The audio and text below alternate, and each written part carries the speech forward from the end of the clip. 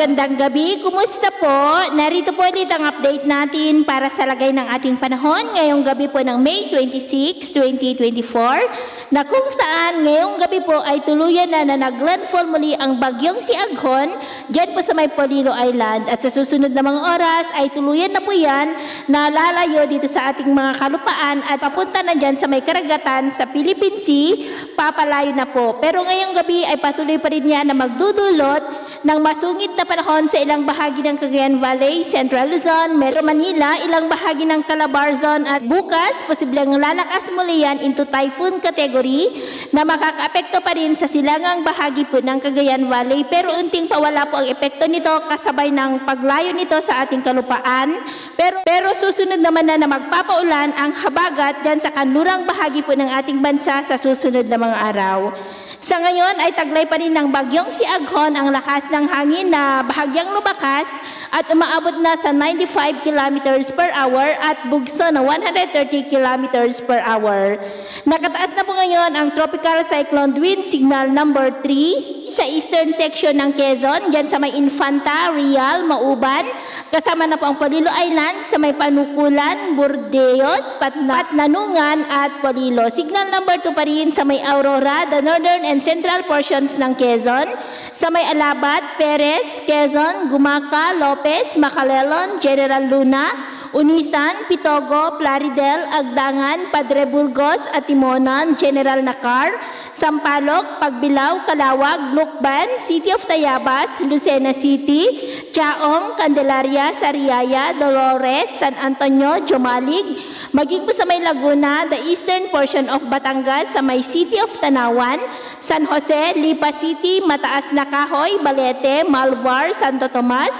Cuenca, San Pascual, Batangas City, Ibaan, Padre Garcia, Rosario, San Juan, Taysan, Lobo, maging po sa eastern and central portions ng Rizal, sa may Halahala, Pilila, Tanay, Cardona, Binangonan, Morong, Baras, Rodriguez, City of Antipolo, Teresa, maging po sa northern portion ng Camarines Norte, dyan po sa may Santa Elena at Kapalonga. Signal number 1 pa rin sa may eastern portion naman ng Isabela, sa may Divilacan, San Mariano, San Guillermo, Jones, Etchague, San Agustin, Ilagan City, Benito Saliven, City of Kawayan, Maconacon, Angadanan, Nagilian, Palanan, Dinapige, maging sa eastern portion ng Quirino, sa may Madela, Nagtipunan, Aglipay, the southern portion ng Nueva Vizcaya, sa may Alfonso Castañeda, Dupax del Sur, Dupax del Norte,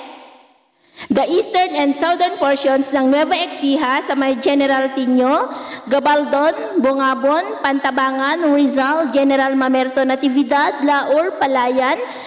Peñaranda, San Leonardo, City of Gapan, Cabanatuan City, Santa Rosa, San Isidro, Cabiao, San Antonio, Jaen, Zaragoza, Aliaga, Talavera, Lianera, the southern portion of Bataan sa may Orani, Samal, City of Balanga, Abukay, Pilar, Orion, Limay, Mariveles, Bagak, maging po sa eastern portion ng Pampanga, sa may Candaba, San Luis, San Simon, Apalit, Santa Ana, Arayat, Mexico, Santa Rita, Guagua, Sasmuan, Macabebe, Masantol, Santo Tomas, Minalin, City of San Fernando, Bacolor, Lubao, maging po sa may Bulacan, Metro Manila, the rest of Rizal, the rest of Quezon,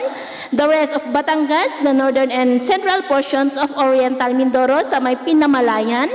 Pola, Nauhan, Victoria, Socorro, City of Calapan, Bansud, Gloria, Baco, San Teodoro, Puerto Galera, Bungabong, Marindoque, the extreme northern portion of Romblon sa may Concepcion, Corquera,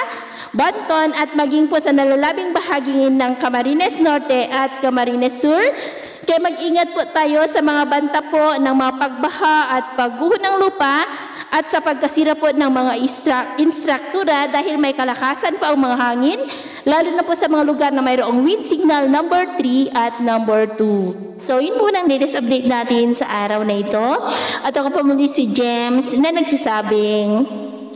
sa kahit na pagsubok po na darating sa ating buhay, huwag na huwag po tayong mawawalan ng pag-asa. Thank you and God bless!